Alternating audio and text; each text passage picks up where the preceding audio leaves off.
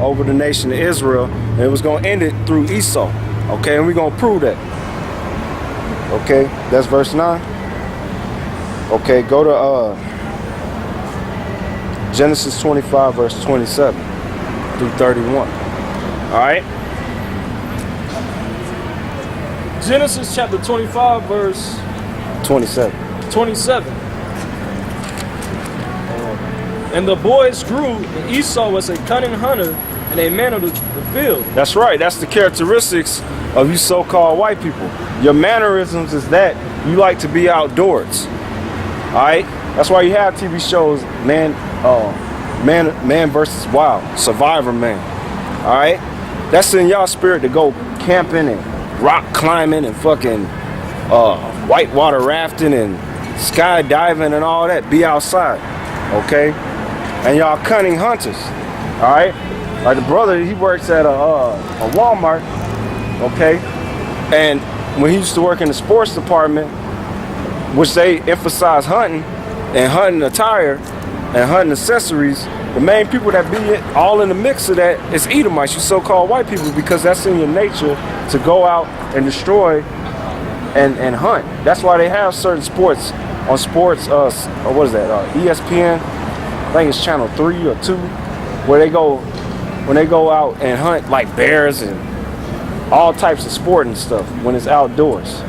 That's in y'all spirit. Okay? Keep reading.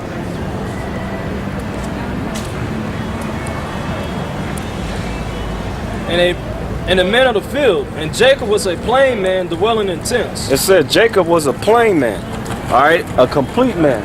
I mean, he's satisfied, all right, with having the basis, his basic necessities. All right, really no more, no less. Okay, he'll be satisfied. Okay, all right. What if he eating, he drinking something, you got him a woman or two, all right, he got a place to stay. Jacob's satisfied. They comfortable. All right, and it said he was that dwelled in tents. He liked to be in the house. He's homebodies. He don't like to be out there fucking rock climbing and all that stuff. Okay, that's your spirit of Esau. That shows that we two different types of people. All right, keep reading. And Isaac loved Esau because he did eat of the venison. But Rebekah loved Jacob. Yeah, because Isaac loved Esau because he was out there hunting, bringing home the food, man. All right, and he knew how to cook it up for his father just right. Okay, but Jacob, he stayed at the house and stuff, and his mama loved him. Number one, because she understood the prophecy of him being set up to get the blessing. All right, but that's a characteristic amongst Negroes, Latinos, and Native American men. They have a soft spot for their mama or women in general. Okay, read down to verse 31. And Jacob sought his pottage, and Esau came from the field, and he was faint. And Esau said to Jacob, feed me, I pray thee, with the same red pottage, for I am faint. Therefore his name was called Edom. Edom, which Edom in the Hebrew is Adawam, which means red. Okay, Jacob called him red. All right, and that's the name of the descendants of Esau. They were known as the Edomites, or red people. All right, and that's the character that fits you Caucasians. Out of everybody on the planet, everybody else got some type of color to them, either being really, really light brown to dark brown. Okay, but y'all look red.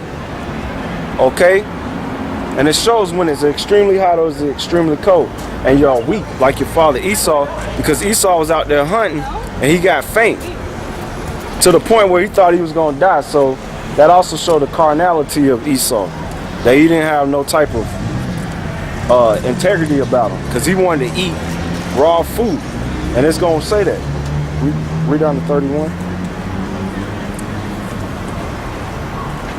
And Jacob sought his pottage, and Esau came to the field and was faint. And Esau said to Jacob, feed me, I pray thee, with that same red pottage, for I am faint. Therefore his name was called Edom. And Jacob said, sell me this day thy birthright. Yeah, because Esau was promised the birthright because he was the firstborn. To prove that, go to Deuteronomy chapter 21, verse 15 through 17. All right. Okay. Because if you the firstborn of the males of your father, you supposed to get double portion of what your father have. All right. Okay, and you inherit the blessing. Read that. Deuteronomy 21, verse 15 through 17. Deuteronomy chapter 21, verse 15. If a man have two wives, one beloved and another hated, they have borne with him children, both the beloved and the hated. Yeah. So that right there proved that this whole Faraj, just a side note, all that mirage that Esau like kicking to you women talking about, it's all about love. Scriptures say a man, he had two wives. So one, a man having multiple women is not a sin, number one. Number two, it don't matter if he love you or not, okay? All right? The marriage wasn't set up for you to be in love. That was something that you hope came out of it. But that didn't mean that he has to love you, as in like you his favorite. The great example is Jacob with Leah and her sister Rachel. He loved Rachel more than he loved Leah, all right? Because Rachel was fine, you know. She was so fine that he cried when he saw her, you know. And when he kissed her, and he worked 7 years, and it felt like it was a few days, so you know she had to be fine or bad as hell, all right? And that's why he was highly disappointed when Laban tricked him and he had Leah with the lazy eye, all right? But who was the firstborn amongst them? It was Reuben, but Reuben lost that, and that went on to Joseph, okay? That's 1 Chronicles chapter 5. You can read that on your own, okay? All right? Because I just covered a lot in that. But the point is, we had a law set up if a man had multiple wives, right? And they both had sons by him. Whoever was the legitimate firstborn amongst all his sons, regardless if it was the woman he loved or the woman he hated, he had to give this to him, the birthright. Keep reading. And if the firstborn son be hers that was hated, then it shall be when he maketh his sons to inherit that which he had, that he may not make the son of the beloved first before the son of the hated. Yeah. Which is indeed the firstborn. Uh-huh. But he shall acknowledge the son that of the hated for the firstborn, by giving him a double portion of all that he had. Yep. For he is the beginning of his strength. Meaning what? He's the beginning of his strength, meaning his line will carry on through his son, not the woman. Because women don't dictate your nationality. All she affects is the appearance of the child, okay? She does not have anything to do with the child's nationality, okay? Because the child's origins or root goes back to his father.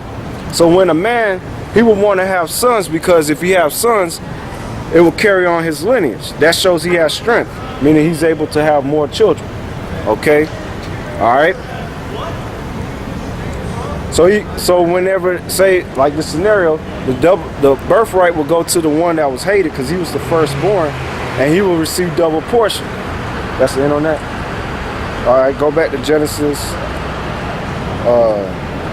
25, verse 32 through 34. All right, so Jacob was like, sell me your birthright, Esau, okay? Now remember, Esau did this, all right, not in front of Isaac, okay? This was something that was between Jacob and Esau when they made this agreement, all right? Keep reading. Genesis chapter 25, verse 32. And Esau said, behold, I am yet to the point to die, and what profit shall this birthright do to me? And Jacob said, swear to me this day. And he swore unto him, and he sold his birthright unto Jacob. So he sold his birthright, all right, and he swore. So that means he swore, he promised that he was going to do it, all right. So remember that. We're going to go back to that when we go into the blessing of Esau and Jacob. Keep reading. Then Jacob gave Esau bread and pottage of lentils, and he did eat and drink, rose up, and went his way.